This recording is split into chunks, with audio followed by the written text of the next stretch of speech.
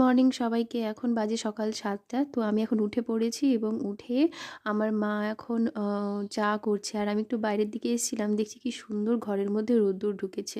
তো সবে সকাল হচ্ছে, তো একদম সূর্য আস্তে আস্তে করে উঠছে, সেটাই দেখাচ্ছিলাম।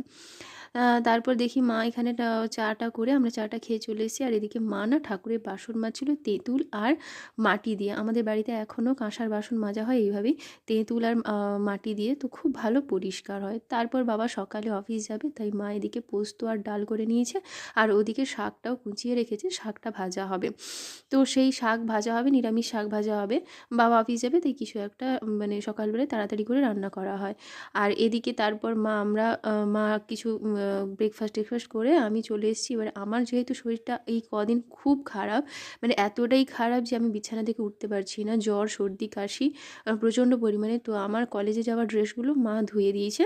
এবার আমি সেগুলো নিয়ে ছাদে রোদে চলে এসেছি মেলতে। তো আমি এগুলো মিলে দিব। আর আজকে রোদটা এত ভালো লাগছিল, সেজন্য চুলটা ছেড়ে আমি একটু রোদে দাঁড়িয়েছিলাম, সঙ্গে জামা কাপড়গুলো একটু মেলে দিয়েছি। তো রোদটা ভারী ভালো লাগছিল, রোদটা খুব সুন্দর উঠেছিল।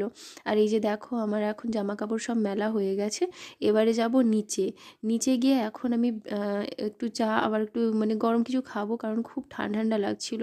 দিয়ে বসে গেছি পড়তে। আমি এমএসসির সাথে সাথে গভর্নমেন্ট জবেরও প্রিপারেশন নিচ্ছি। তো সেই কারণে আমি তখনকার সেই পড়াটা করতে বসে গেছিলাম। তখন আমি কোয়ান্টিটিভ অ্যাপটিটিউড করছিলাম। তো সেই কারণে আমি একটু হালকা করে ভিডিও করেছি মাঝখানে। তো মাঝখানে ইন্টারভালে পড়তে বসছিলাম। তারপরে ওদিকে মা বলে যে বাড়িতে নাকি একটা পেরেকের কৌটো আছে, ওটা নিয়ে আসতে। তো বাইরে গিয়ে দেখি যে আমাদের বাড়িতে দোতলায় যে চৌকাঠগুলো বসানো হবে, ওগুলোতে ক্লাম বসানোর জন্য মিস্ত্রি এসছে।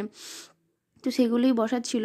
এবার আমি বাইরে গিয়ে দেখি সেই কাজগুলো হচ্ছে। তো সেই পেরেকের কৌটোটা নিয়ে গেলাম, দিয়ে দেখলাম সুন্দর করে কাজটাও হয়ে গেল। আর তারপর একটু সামনের দিকে হেঁটে হেঁটে যাচ্ছিলাম, গিয়ে দেখলাম আমার কাকুর বাড়িতে একটা খুব সুন্দর হলুদ রঙের ফুল হয়েছে। এই যে এই ফুলটা এত ভালো লাগে, ক্যামেরাতে এত আই ক্যাচিং লাগে, মানে বলার কিছু নেই।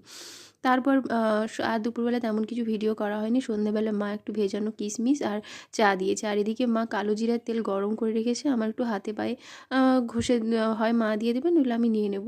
এদিকে বড়দির মেয়ে ভিডিও কলিং করে দেখাচ্ছে সে কেমন বেনুনি বেঁধেছে টিকলি করে। তো সেটা দেখছিলাম, আর সে মডেলদের মধ্যে একটু ঘুরে ফিরে দেখাচ্ছিল। তো সেটাই দেখছিলাম আর কি, ভারী ভালো লাগছিলো, মিষ্টিও লাগছিলো।